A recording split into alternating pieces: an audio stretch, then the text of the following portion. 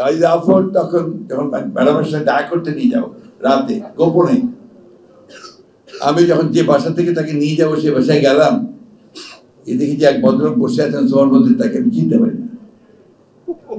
তিনি আপনার একজন অত্যন্ত বড় আলেমের বেশধারী একজন ভদ্রলোক বসে আছেন। কাজী জাফর আহমদ সাহেবকে যারা ব্যক্তিগতভাবে চিনি জানি, যারা তার সঙ্গে রাজনীতি করার সুযোগ হয়েছে, আমার চাইতে জামাল ভাইয়ের অনেক বেশি সুযোগ হয়েছে, আপনারা যারা তার দল করেছেন তারা অনেক বেশি সুযোগ পেয়েছেন। আমি আমার ছাত্র জীবনে কাজী জাফর আহমদকে আমি পেয়েছি। সেই পাওয়াটা কিছুটা নাটকীয় বলা যেতে পারে। আমি তার নাম শুনতাম এই জন্যে যে আমার পরিবারের অনেকেই ছিলেন যারা বাম রাজনীতি করতেন।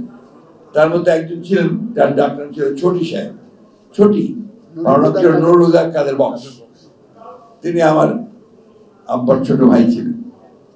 তার মুখে কাজী জাফর আহমদের কথা মাঝে মাঝে শুনেছি। কাজী জাফর আহমদকে প্রথম যখন দেখি সেটা হচ্ছে আপনার, আমি কথা একটু বলতে চাই যে তার যে ক্ষমতা, সেই ক্ষমতার কথা। আমরা তখন ইতিমধ্যে ছাত্র ইউনিয়নের সঙ্গে সংযুক্ত হয়েছি ঢাকা বিশ্ববিদ্যালয়ে এসে।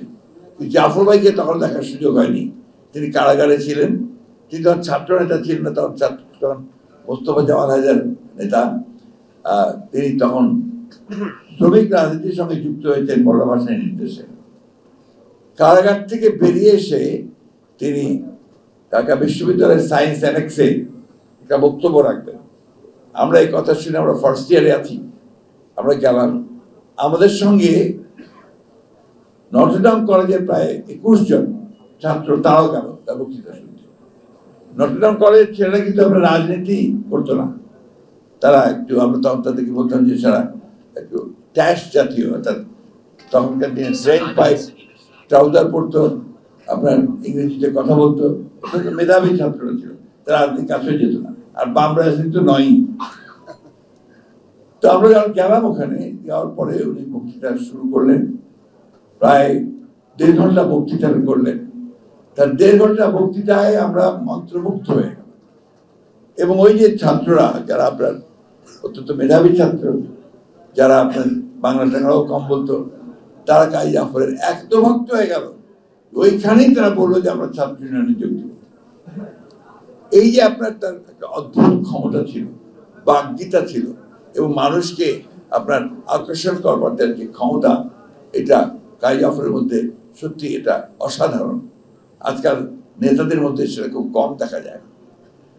তিনি যখন বক্তৃতা করতেন তখন মনে হতো যে আসলেও আপনার একজন বোধহয় একজন বিখ্যাত অরেটর একজন বক্তৃতা করছেন। যাই হোক, সেই কাজে আমার তার রাজনৈতিক জীবনও কিন্তু আপনার একজন সত্যিকার অর্থে একটা রহস্য পুরুষ ছিলেন বলা যায়। রহস্য পুরুষ বলে এই জন্যে যে তিনি যখন শ্রমিক রাজনীতি করেছেন তখন কিন্তু তিনি একেবারে ওইখানেই তিনি কিন্তু অভিষেকবাদী নেতা হয়েছেন টুঙ্গিতে, এবং শ্রমিক রাজনীতি মিলে মিশে গেছেন। পরবর্তীকালে তিনি যখন গণতান্ত্রিক রাজনীতিতে পুরোপুরি এসছেন, তখন সেখানেও তিনি তার ভূমিকা পরিপূর্ণভাবে রেখেছেন। আমরা সবাই জানেন, আমি সেই ইতিহাস বলতে চাই না। শেষের দিকে একদম